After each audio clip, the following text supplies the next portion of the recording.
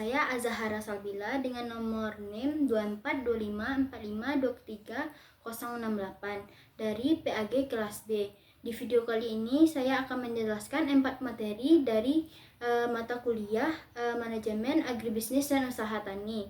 Yang pertama yaitu konsep manajemen agribisnis, yang kedua perencanaan dalam agribisnis, yang ketiga organisasi dan struktur usaha dalam agribisnis, yang keempat yaitu pengelolaan produksi dari dalam agribisnis. Saya akan menjelaskan konsep manajemen agribisnis. Yang pertama, apa itu agribisnis? Jadi, agribisnis itu yaitu suatu usaha di bidang pertanian dari hulu hingga hilir untuk mendapatkan keuntungan. Apa itu pertanian? Jadi, pertanian ada dua arti, dalam arti sempit dan arti luas. Dalam arti sempit, pertanian yaitu kegiatan bercocok tanam atau budidaya tanaman saja, seperti pertanian rakyat. Yang kedua, pertanian dalam arti luas, kegiatan yang mencangkup seluruh pemanfaatan makhluk hidup, baik dari tanaman maupun hewan, seperti peternakan, perikanan, kehutanan, dan perkebunan. Konsep usaha tani. Konsep usaha tani yaitu ilmu yang mempelajari tentang pengelolaan sumber daya secara efektif dan efisien untuk menciptakan output pertanian yang optimal. Konsep bisnis. Bisnis adalah kegiatan yang dilakukan oleh seseorang atau kelompok untuk memproduksi, menjual, menukar barang atau jasa untuk mendapatkan keuntungan. Subsistem agribisnis ada 4. Yang pertama hulu, yang kedua on farm, yang ketiga hilir, dan yang keempat faktor pendukung.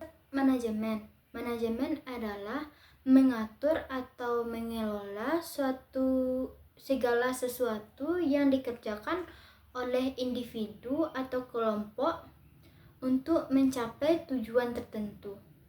Fungsi manajemen ada 5.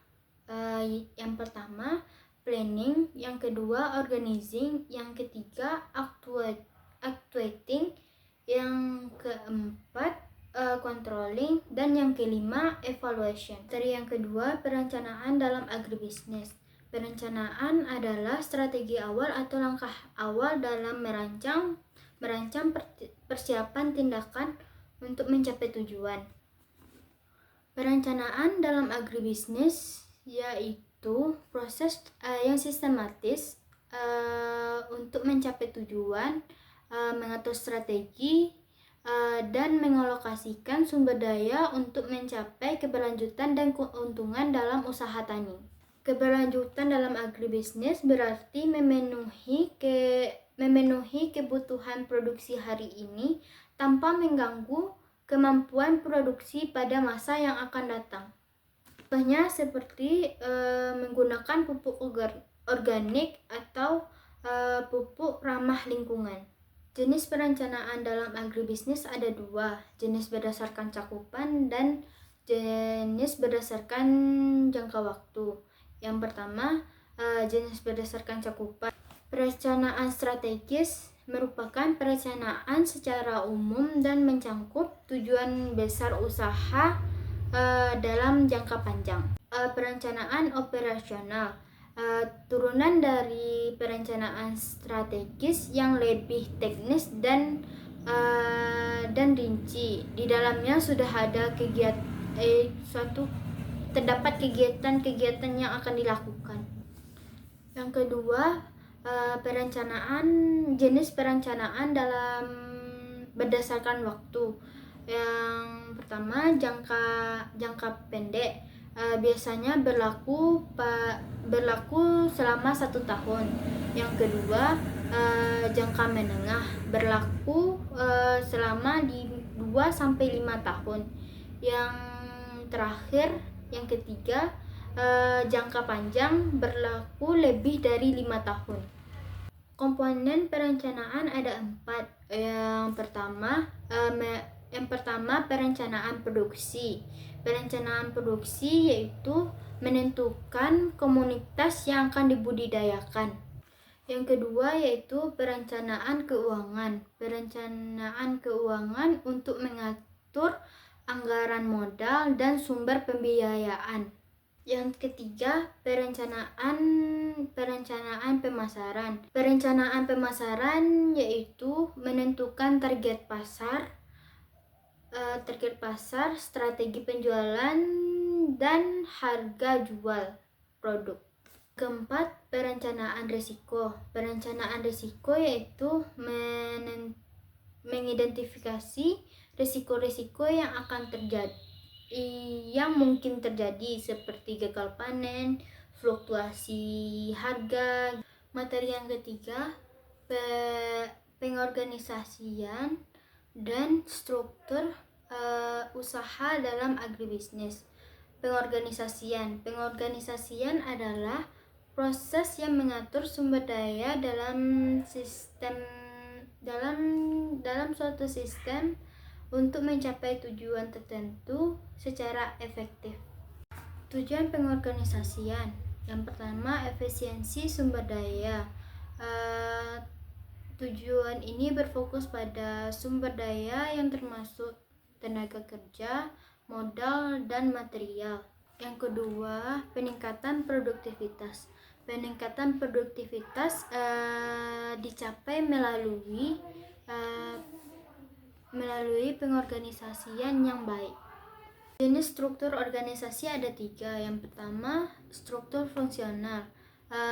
Struktur fungsional merupakan pembagian organisasi berdasarkan fungsi spesifik, dan semua anggota kelompok memiliki peran yang jelas dalam produksi. Yang kedua, struktur matriks. Karyawan memiliki 2 atasan, memungkinkan kolaborasi antara berbagai departemen dan meningkatkan fleksibilitas. Yang ketiga yaitu struktur tim. Struktur tim mengedepankan kerjasama dalam kelompok untuk mencapai tujuan tertentu. Materi yang keempat yaitu pengelolaan produksi dalam agribisnis. Pengertian pengelolaan produksi yaitu proses yang mencakup perencanaan, pengorganisasian, dan pengendalian seluruh kegiatan produksi untuk mencapai efisiensi dan efektivitas dalam mencapai tujuan. Tujuan pengelolaan produksi ada 3. Yang pertama, meningkatkan kualitas produk. Yang kedua, mengoptimalkan penggunaan sumber daya. Yang ketiga, mengurangi biaya produksi. Pentingnya pengelolaan produksi. Yang pertama, dampak terhadap produktivitas. Pengelolaan produksi yang dapat meningkatkan output dan meminimalkan pemborosan dan mengoptimalkan proses. Yang kedua yaitu pengaruh terhadap keberlanjutan usaha. Produksi yang efisien dan ramah lingkungan dapat membantu usaha tetap berjalan dalam jangka panjang. Fungsi produksi atau faktor produksi. Fungsi produksi menggambarkan hubungan antara input yang digunakan dalam proses produksi dan output yang dihasilkan. Secara umum ditulis Q sama dengan F dalam kurung K, L, R tutup kurung. Faktor produksi dalam usaha tani ada 4. Yang pertama lahan, yang kedua modal, yang ketiga sumber daya manusia, yang keempat sumber daya alam. Definisi produksi. Produksi adalah kegiatan untuk menambah nilai guna barang atau jasa, baik menciptakan barang baru atau meningkatkan kualitas barang yang sudah ada. Jangka waktu produksi ada 2. Yang pertama, jangka pendek. faktor produksi tetap. Yang kedua, jangka panjang. Faktor produksinya bisa diubah. Perencanaan produksi ada 4. Yang pertama yaitu meningkatkan produktivitas. Yang kedua, strategi keberlanjutan. Yang ketiga, efisiensi sumber daya. Yang keempat, menentukan target. Teknik produksi ada 4. Yang pertama, intensifikasi. Intensifikasi memaksimalkan sumber daya yang sudah ada untuk hasil yang besar. Yang kedua yaitu ekstensifikasi, perluasan lahan atau usaha untuk meningkatkan produk.